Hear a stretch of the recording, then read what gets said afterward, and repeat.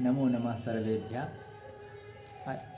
आइए, कल हमने कल्पशास्त्र के बारे में पढ़ा था।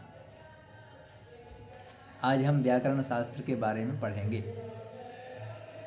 व्याकरण एक और अति गूढ़ वेद मंत्रों का अर्थ स्पष्ट करता है और जो वेदों का जो मुख है उसे हम व्याकरण शास्त्र कहते हैं।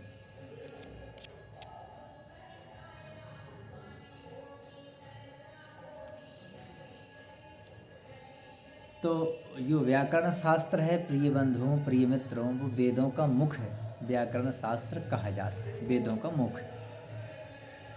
और जो दूसरी तरफ यदि देखा जाए तो वेद मंत्रों को सुरक्षित भी रखता है, उसे भी व्याकरण शास्त्र कहते हैं। शब्दों की व्युत्पत्ति के उद्देश्य से एवं उनके निर्धारण की दृष्टि से ही इसकी रचना हुई है। इसलिए कहा है व्याक्रियन्ते व्युत्पाद्यन्ते शब्दा अनेनेति व्याकरणम। व्याकरण को वेद रूपी पुरुष का मुख स्वीकार किया गया है। मुखम व्याकरणम स्मृतम। ऋग्वेद के एक मंत्र में व्याकरण को एक वृषभ के रूप में माना जाता है, जिसके पाँव, सिर, सींग सब कुछ हैं। चत्वारि शृंगा त्रयो अस्य पादा द्वे शीर्षे सप्तहस्तासो अस्य त्रिधा बद्धो वृषभो रोरवीति महो देवो मर्त्याम आविवेश। महाभाष्यकार पतंजलि ने व्याकरण के 5 प्रयोजन बताए हैं कि व्याकरण क्यों पढ़ना चाहिए, किस प्रयोजन से पढ़ना चाहिए। तो व्याकरण शास्त्र के पढ़ने के 5 प्रयोजन हैं। पहला जो प्रयोजन है जिसे हम रक्षा कहते हैं, दूसरा ऊह है, तीसरा आगम, चौथा लघु और पांचवा असंदेह। इन 5 प्रयोजनों का जहाँ निराकरण होता है वही तो व्याकरण शास्त्र है। अर्थात वेदों की रक्षा के लिए व्याकरण पढ़ना चाहिए। लोप, आगम तथा वर्ण विकारों को जानने वाला ही भली भांति वेदों की रक्षा कर सकता है अथवा करेगा। जिसे लोप का पता नहीं है, आगम का पता नहीं है, विकारों को जानने वाला ही नहीं है, स्वरों को नहीं जानता है, वो वेदों की रक्षा नहीं कर सकता है। लोप क्या है उसे हम समझते हैं। आइए ध्यान से श्रवण कीजिए।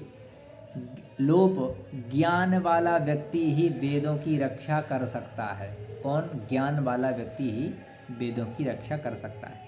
ऋग्वेद खिल 5.7.2 में पीवोपवसन शब्द आया है। यहाँ शांत पिवश शब्द से सा का लोप होने से गुण होकर पीवोपवसन, पीवोपवसनादीनां छंदसि लोपः। इस सूत्र से वार्तिक 6.3.109 से बनता है। इसे अवैयाकरण नहीं समझ सकता।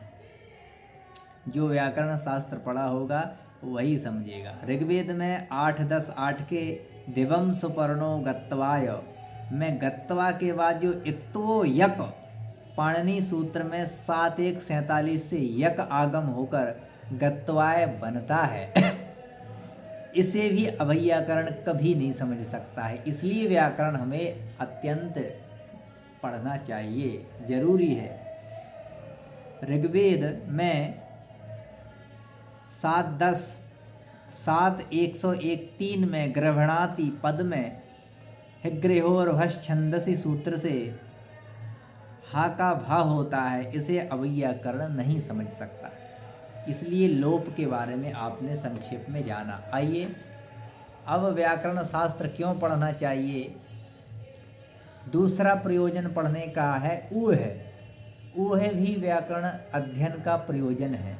वेद में सभी लिंगों तथा सभी विभक्तियों से मंत्र नहीं कहे गए।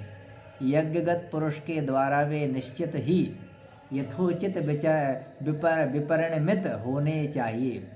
अवैयाकरण उनका यथोचित विपरिणाम नहीं कर सकता। इसलिए व्याकरण पढ़ना चाहिए। अब तीसरा प्रयोजन व्याकरण पढ़ने का है आगम। ब्राह्मण को बिना कारण ही धर्म तथा 6 अंगों से युक्त वेद पढ़ना तथा जानना चाहिए। 6 अंगों में व्याकरण प्रधान है। प्रधान में किया गया जो यत्न है फलवान होता है। अब तीसरा प्रयोजन व्याकरण पढ़ने का है लघु। व्याकरण ही वह लघु उपाय है जिससे संस्कृत भाषा का ज्ञान सहज ही प्राप्त हो सकता है। व्याकरण के बिना अन्य किसी सुगम उपाय से शब्द नहीं जाने जा सकते। पांचवा प्रयोजन है व्याकरण पढ़ने का, क्या है?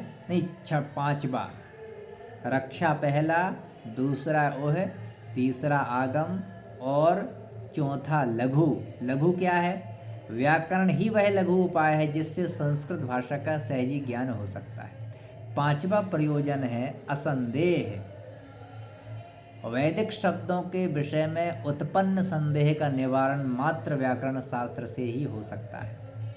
जैसे वेद में जनाह और जनासह दोनों ही रूप उपलब्ध होते हैं, जिसे व्याकरण का ज्ञान नहीं होगा वह जनासह को दोषपूर्ण मान लेगा कि किसी का जन्माशा निकल रहा है।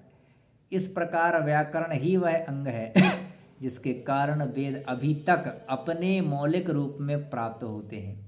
आजकल उपलब्ध ग्रंथों में पाणिनि की अष्टाध्यायी व्याकरण की महत्वपूर्ण रचना है। इसमें 4000 अल्पाक्षर सूत्रों में सारे व्याकरण की रचना की गई है, सारे व्याकरण शास्त्र की रचना। इस ग्रंथ में कुल 8 अध्याय हैं, इसलिए इसे अष्टाध्यायी कहा जाता है। प्रत्येक अध्याय में 4-4 पादों में तथा एपाद सूत्रों में विभक्त है। प्रथम व द्वितीय अध्याय में संज्ञा एवं परिभाषा संबंधी सूत्र हैं। तीसरे से 5वें अध्याय तक कृदंत एवं तद्धित प्रत्ययों का निरूपण है। छठे अध्याय में द्वित्व, संप्रसारण, संधि, स्वर, आगम, लोप, दीर्घ इत्यादि से संबंधित सूत्र हैं। 7वें में अंगाधिकार प्रकरण तथा 8वें में द्वित्व, प्लुत, अणत्व, षत्व इत्यादि के नियम वर्णित हैं। इस ग्रंथ को प्रायः अष्टक या अष्टाध्यायी या शब्दानुशासन तथा वृत्ति सूत्र नाम से भी इसको जाना जाता है। पाणिनि के पश्चात व्याढ़ी का नाम आता है। इन्होंने 1 लाख श्लोकों में व्याकरण की रचना की। तत्पश्चात कात्यायन ने वार्तिक लिखकर पाणिनि की अष्टाध्यायी में जो अभाव रह गए थे उन्हें दूर कर दिया। इसके बाद पतंजलि ने अपना महाभाष्य लिखा। पाणिनि, कात्यायन, पतंजलि त्रिमुनि के नाम से ही प्रख्यात हैं। इस प्रकार से आपने संक्षेप में व्याकरण शास्त्र की जो परिचय है वो संक्षेप में आपने व्याकरण शास्त्र का परिचय समझा। कल इसी वीडियो के साथ, इसी समय के साथ हम निरुक्त शास्त्र का परिचय आपको बताएंगे। आज के लिए बस इतना ही। नमो नमः।